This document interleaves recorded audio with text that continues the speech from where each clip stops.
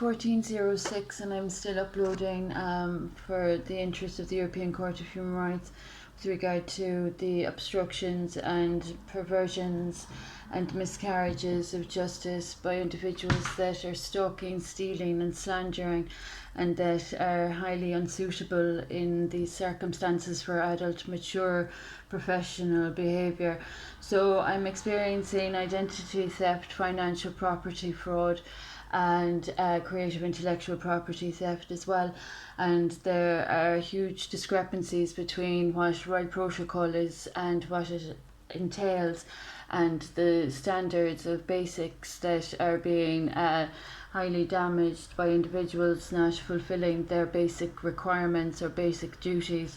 So I'm experiencing individuals that are exploiting and that are living off stolen money, and that are using a name that they're not entitled to be using. So there's a very serious matter with regard to the factors of Brexit negotiations from my initiatives and endeavours between 2017 and 2019. It was a one-man show, really, I suppose, between 2017 and 2019 particularly. That's why I find it astonishing that there are adults in this situation that are offences against whistleblower protection law and Royal Protocol that seem to be thinking that they're safe taking credit for the 2017-2019 foundations that were prepared for Brexit. So I can single-handedly claim that there are people in this circumstance that are offending the Brexit negotiations and all that have arisen from Brexit. So those people that unfortunately are taking credit for work that they haven't done, that they weren't present for, that they had no means of accessing the action or initiative of, these people that are putting their name to paperwork that isn't authentic, these people are making society unsafe. So in the best interests of their own families, they might remove themselves from my proximity and my privacy, and they might be careful about using my name. I have, as I've said, experienced individuals of financial extortion, and they owe me very dangerous debts for the past 20 years. So these people are not welcome around my proximity or my privacy. They're not welcome to use my name, and I'm Royal Protocol. So even if we were to look at my French ancestors, I would appreciate the French nation knowing and observing and accepting the problems that are unfortunately occurring as being a matter to have addressed on a humanitarian level, as well as another failed attempt of treason, which the culprits are having difficulty comprehending the consequences of after 2017, with the unlawful action of separation of my child from me. So there's quite a lot I'm contending with these ASBOs of fraud.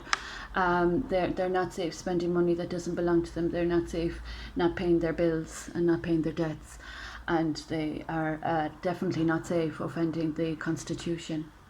So there's crime, white collar and blue collar, going on, and it's sad sign of the times that there have been no lessons learnt on this small troubled island since my son was abducted in January 2017, and when the foundations for COVID-19 were put in action or put in place and initiated then as an issue of pandemic. So in 2019. So this is for the interest of the European Court of Human Rights. I'm Royal Protocol in many respects, and there's a problem with the issue of ministers in Dublin that are assisting damages, harms and losses being done to my body, and that's not very safe for children, women or children. So those that are coveting from my portfolio, I'd advise you to remind yourselves of your advocacy regarding the commandments and the faith before you cause consternation with the church again after the healing I conducted that treated awful acts of blasphemy that were going on in this community. So I did all of that after becoming a mom between 2017 and 2019, and the frauds are still using my name even after all their slander since 2006. So there's a huge issue going on with regard to what is humane and inhumane, and what is entertainment and what is basic dirt.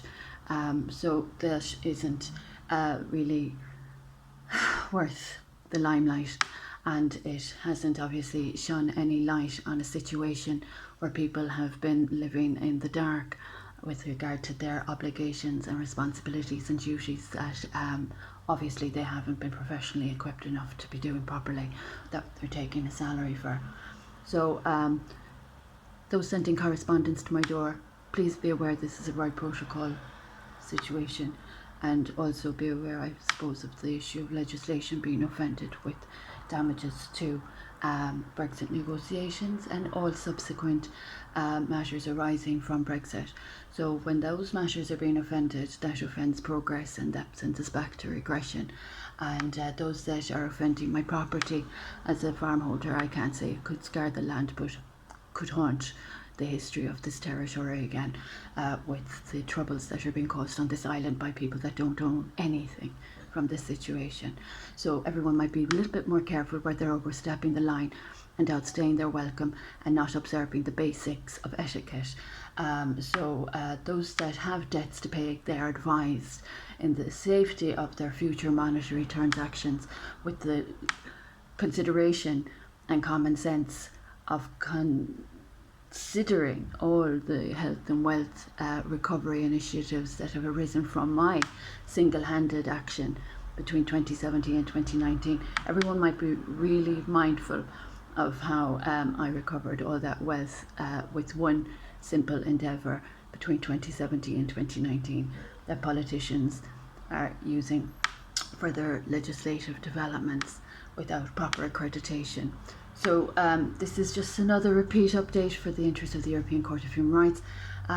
Those that are sending correspondence or billing to my address, that's considered a criminal offence. So please be careful about sending any billing to my address, and do not trespass onto my private property. That's also a punishable crime. And there is also the matter of the Minister's Housing and Agriculture, Housing, Local Government and Heritage, that are aware of damages to my body that aren't very safe for the doctors that are guilty of Hippocratic Oath offences. So if everyone's really intelligent and smart, they might be careful about what assets they're using to propagate their cause, rather than putting women and children at risk, you know.